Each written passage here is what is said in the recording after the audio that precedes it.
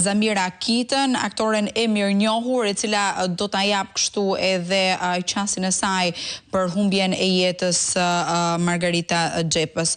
Të përshëndes zonja Kita, të falenderoj shumë si fillim që gjete kohën në këtë moment të vështirë ndoshta për ju për të na dhënë kështu edhe një reagim të parë.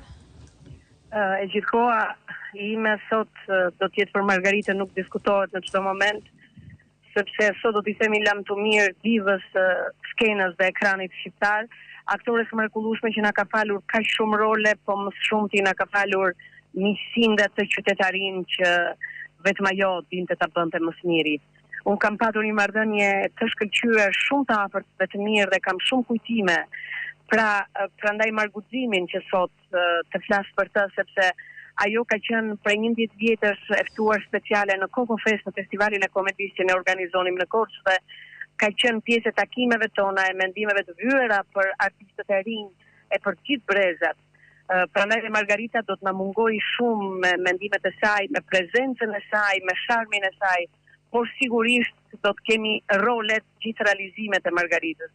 Unë sot dua të them që ne kemi një humbje të madhe, gjithë komuniteti artistëve, gjithë komuniteti teatror, por jo vetëm, arti, kultura shqiptare në përgjithësi u mbet sot një ikonë të ekranit edhe të skenës shqiptare.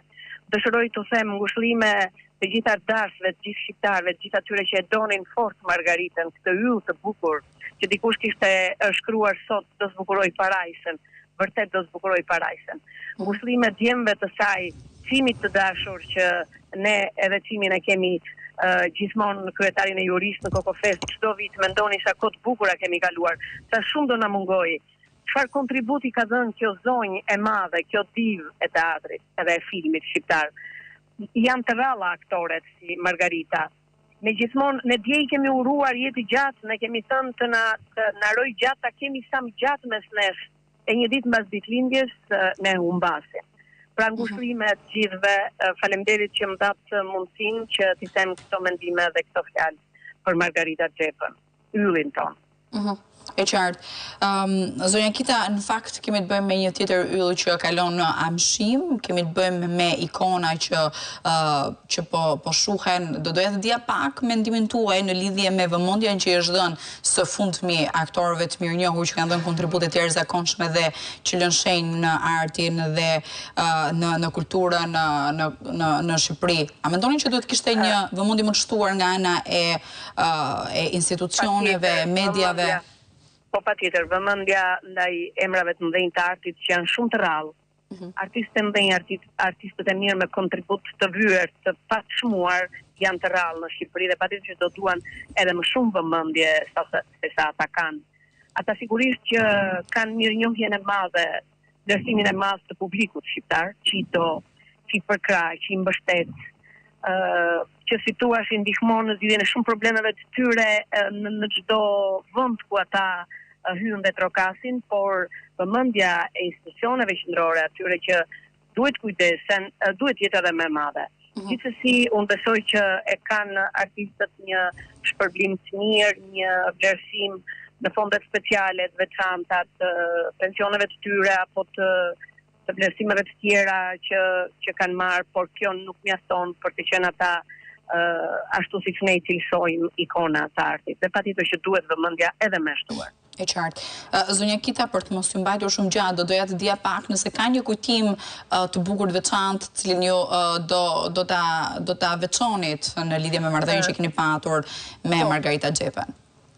Si të thash, kujtimet janë të shumta sepse 11 vjet në Coco Fest për gati 8 ditë ajo rrallë ka munguar në ndonjë edicion kur mund të ketë patur pak probleme me shëndetin, por në përgjithësi ka qenë vazhdimisht me ne dhe gjithmonë me atë bastonin në dorë, me tinkën për krau dhe me gjithë artistët e rinj që i ndihmonin, i shoqëronin me gjithë ne. Kujtimet janë të shumta. Një nga kujtimet është kur ne kemi vizituar tumën e Kamenicës dhe Margarita është shprehur që është një nga gjërat më të veçanta kur kemi parë skeletin e nënës me skeletin e fëmijës, edhe është përlotur, më ka thënë Zamira, çfarë gjë e bukur është kjo dhe sa vlerë e madhe është që ju duhet ta reklamonim shumë. Margarita i ka kujtimet e shumta, por edhe një gjë tjetër do doja ta veçoja që nuk rreshte së folurit për artistët e rinj, aktorët e rinj, duke ju propozuar shumë gjëra të bukura atyre, duke i ndihmuar që ata të realizojnë dhe disa nga ëndrat e tyre, projektet e tyre, e thoshte fjalën e mirë kudo, dhe ishte ndër të paktit artist të kësaj moshe që ndihmonte dhe ndikonte tek artistët e rinj. E qartë.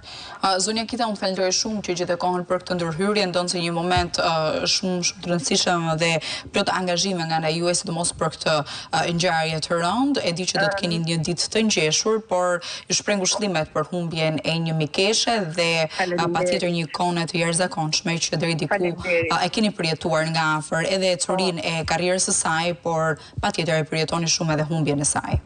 Po, faleminderit ju që më datë mundësinë të shprehem në këtë ditë. Duhet të flasim shumë përpara se sa të na ndodhin këtë humbje. Duhet t'i vlerësojmë shumë përpara, duhet të bëjmë shumë gjëra.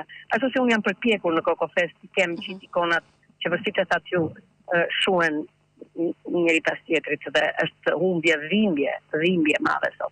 Faleminderit. Faleminderit shumë zonja Kita.